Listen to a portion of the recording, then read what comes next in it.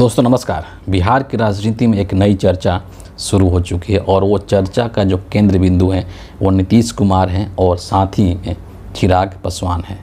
नीतीश कुमार से मुलाकात करने के लिए उनके आवास पर चिराग पासवान गए और इस बार 2024 के अंदर केंद्रीय मंत्री, आपको पता है कि नरेंद्र मोदी के सरकार में, एनडीए के सरकार में चिराग पासवान जो फूड प्रोसेसिंग मिनिस्टर हैं और ये केंद्रीय मंत्री के तौर पर एक तरीके से वो पहली बार नीतीश कुमार से मिलने गए हैं। अब इस चीज़ को लेकर के राजनीति में कई तरह की बातें हो रही हैं कि आखिर वजह क्या हो सकता है, क्या पीछे चल रहा है बिहार की राजनीति में और क्यों चिराग पासवान नीतीश कुमार से मिलने के लिए गए। हालांकि मिलने के बाद में चिराग पासवान जब बाहर आए और मीडिया के लोगों से वो बात कर रहे थे तो कुछ चीज़ों का उन्होंने खुलासा किया कि मैं यहाँ पर क्यों आया था मुख्यमंत्री जी से मिलने के लिए, और उसमें उन्होंने दो चार बिंदुओं का जिक्र किया है। पहली चीज़ जो उन्होंने कहा कि बिहार में लगातार पिछले कई दिनों से बहुत सारे पुल गिर रहे हैं।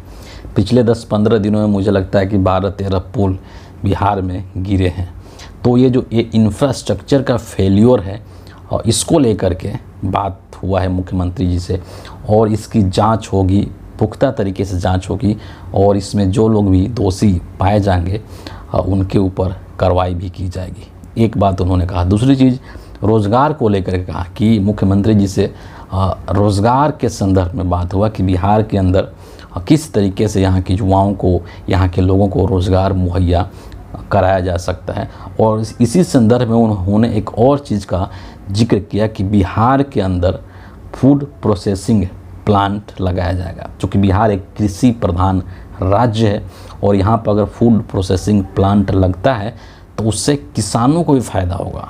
किसानों की जो आमदनी है उसमें एक बढ़ोतरी होगी, उनके आय, उनके इनकम में बढ़ोतरी होगी और साथ ही जो यहाँ के लोग हैं, जो युवा हैं या बाकी जो लोग हैं जिनको काम की तलाश है, जो काम के लिए बाहर जाते हैं, उनको भी एक रोज़गार का अवसर बिहार में मुहैया कराया जा सकता है। ये बातें उन्होंने रखी। एक और बात उन्होंने कहा कि 2025 के अंदर, जैसा कि आपको पता है कि बिहार विधानसभा का चुनाव होना है, इसको लेकर के भी चिराग पासवान ने कहा कि 2025 में बिहार के अंदर नीतीश कुमार के नेतृत्व में ही एनडीए चुनाव लड़ेगी। यानी कि नेता जो होंगे एनडीए का बिहार के अंदर वो नीतीश कुमार ही होंगे। ये कितना सही होगा ये आगे पता चलेगा, क्योंकि आपको ये भली भांति पता है कि नीतीश कुमार इस वक्त चाहते हैं कि बिहार विधानसभा को भंग कर दिया जाए और भंग करके 2025 से पहले ही चुनाव करा लिया जाए। इस साल के लास्ट में कई सारे राज्यों में चुनाव होने हैं, महाराष्ट्र वगैरह में, झारखंड वगैरह में, हरियाणा वगैरह में। तो नीतीश कुमार की ये चाहत है कि उन राज्यों के साथ ही बिहार का भी चुनाव हो जाए और इसके पीछे जो नीतीश कुमार की मंशा है वो बहुत ही साफ है, बहुत ही स्पष्ट है कि इस वक्त में जो बिहार के अंदर माहौल बना हुआ है वो माहौल एक तरीके से मोदी के खिलाफ़ है, न सिर्फ बिहार में बल्कि पूरे देश में भी। और बिहार के अंदर जो चुनाव हुआ उसमें जो बीजेपी के हैं वोटर्स हैं, जो बीजेपी का वोट है वो बहुत ही बाखूबी तरीके से जेडीयू के खाते में ट्रांसफ़र हुए और कहीं ना कहीं नीतीश कुमार इसी चीज़ का फ़ायदा लेना चाहते हैं और इसीलिए वो चाहते हैं कि जल्दी से जल्दी बिहार के अंदर विधानसभा को भंग कर दिया जाए और चुनाव करा लिया जाए, ताकि जो जेडीयू की स्थिति है वो बिहार में मजबूत हो सके। तो चिराग पासवान का ये कहना कि 2025 के चुनाव में जो एनडीए है वो नीतीश कुमार के नेतृत्व में चुनाव लड़ेगी, ये कितना सही होगा और क्या 2025 तक नीतीश कुमार इंतज़ार करेंगे, ये कहना थोड़ा सा जल्दीबाजी होगा, है ना, कि क्या वेट कर पाएंगे नीतीश कुमार या उसके पहले ही कुछ खेला कर सकते हैं। तो ये जो चिराग पासवान का स्टेटमेंट था इस पर थोड़ा सा संदेह बनता है। इसके अलावा और भी एक दो चीज़ों के बारे में चिराग पासवान ने बोला है और उस चीज़ को चिराग पासवान ने अपने ट्वीट में भी कहा है, इसलिए मैं डायरेक्टली यहाँ पर चिराग पासवान का जो ट्वीट है उसको मैं आपको सुनाना चाहूँगा। बहुत लंबा चौड़ा इन्होंने एक ट्वीट किया है और फिर आगे हम लोग इसके बारे में समझने की कोशिश करेंगे कि क्या दरअसल ये पूरा मामला है, क्या हो सकता है। ठीक है, चिराग पासवान कहते हैं कि केंद्रीय मंत्री के रूप में शपथ लेने के बाद आज पहली बार बिहार के माननीय मुख्यमंत्री श्री नीतीश कुमार जी से उनके आवास पर सौजन्य भेंट कर उनका आशीर्वाद लिया। बाकायदे जो वीडियो रिलीज़ किया गया है उसमें चिराग पासवान नीतीश जी का पैर छूते हुए आपको नज़र आएंगे। आगे कहते हैं कि वर्ष 2014 में मुख्यमंत्री जी के द्वारा पूर्व की नियमावलियों में संशोधन करते हुए स्वैच्छिक सेवानिवृत्ति के तहत दफादार चौकीदार के आश्रितों की बहाली का प्रावधान करते हुए बिहार चौकीदार संवर्ग नियमावली 2014 का प्रावधान किया गया था, जिसके तहत 2023 तक दफादार चौकीदार के आश्रितों की बहाली होती रही है। पूर्व से सेवानिवृत्त एवं सेवानिवृत्त होने वाले दफादारों चौकीदारों के आश्रितों की बहाली तथा स्वैच्छिक सेवानिवृत्ति के शेष आश्रितों की नियुक्ति पत्र अभी तक निर्गत नहीं किया गया, जबकि 1-2 जिलों में नई बहाली की प्रक्रिया को शुरू कर दिया गया है, जो कि चिंताजनक विषय है। मेरी पार्टी लोक जनशक्ति पार्टी रामविलास पासवान मांग करती है कि इस प्रक्रिया को पूर्व की तरह पुनः बहाल किया जाए। साथ ही इन दिनों बिहार में निर्माणाधीन पुल गिरने की घटनाएं सामने आ रही हैं। इसको लेकर के माननीय मुख्यमंत्री जी के समक्ष अपनी चिंताएं व्यक्त की। मुख्यमंत्री जी ने भी आश्वासन दिया है कि जल्द से जल्द इन विषयों को लेकर के संबंधित विभागीय कार्रवाई की जाएगी, जैसे इसका उल्लेख मैंने पहले ही कर दिया था। तो इन तमाम चीज़ों को लेकर के चिराग पासवान नीतीश कुमार से मिले और ये चीज़ इन्होंने मीडिया से बोल दिया। लेकिन कहा जाता है ना कि राजनीति में जो चीज़ें पर्दे के सामने से हो रही होती है, वास्तविकता में वो चीज़ें नहीं हो रही होती है और पर्दे के पीछे कुछ और घटनाक्रम चल रहा होता है। ये नीतीश कुमार कभी नहीं भूल सकते हैं कि आज बिहार के अंदर, आज बिहार विधानसभा में जेडीयू की जो स्थिति है उसके लिए सीधे तौर पर चिराग पासवान जिम्मेदार है।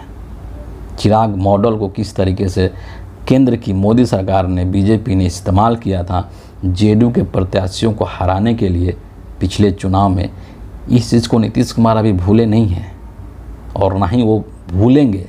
लेकिन अभी जो है ऐसी क्या मजबूरी है कि नीतीश कुमार चिराग पासवान के साथ मिल रहे हैं। और इसके पीछे जैसा कि ये बहुत ही स्पष्ट है, एक तरीके से क्रिस्टल क्लियर ये स्पष्ट है कि नीतीश कुमार के लिए जो सबसे टॉप प्रायोरिटी है इस वक्त में, वो बिहार के अंदर जेडीयू की स्थिति को मजबूत करना है। सबसे टॉप प्रायोरिटी है नीतीश कुमार के लिए और इसके लिए वो कुछ भी कर सकते हैं। साथ ही साथ अभी बिहार के अंदर उपचुनाव भी होने वाले हैं, है ना। तो ऐसी स्थिति में कहीं ना कहीं नीतीश कुमार सबको मिला करके रखना चाह रहे हैं अभी, क्योंकि अभी वो एनडीए के अंदर हैं। तो एनडीए के जो लोग हैं उनके साथ मिल करके अभी रहना चाह रहे हैं, ताकि चुनाव में जो उपचुनाव हो रहे हैं इसमें भी जेडीयू को फ़ायदा हो, उनके विधायक जीत करके आए ताकि उनकी स्थिति मजबूत हो, है ना। सबसे प्रमुख उनका उद्देश्य यही है। और नीतीश कुमार को लेकर के ये चीज़ कहा जाता है कि नीतीश कुमार किसी भी चीज़ को जल्दी भूलते नहीं हैं, है ना। तो जिस तरीके से कौन उनके साथ क्या हरकत किया हुआ है पास्ट में, उन सब चीज़ों को वो अपने दिमाग में सहेज करके रखते हैं और सही वक्त आने पर उसका जवाब भी देते हैं। बीजेपी ने उनके साथ क्या किया है, चिराग पासवान ने उनके साथ क्या किया है, इन सब चीज़ों को वो समझ रहे हैं, जान रहे हैं। ये सब चीज़ें उनके दिमाग में एकदम स्टोर है, ऐसा नहीं को भूल चुके हैं। और संभवतः भविष्य में जब सही और उचित समय आएगा तो इस चीज़ का वो जवाब भी देंगे।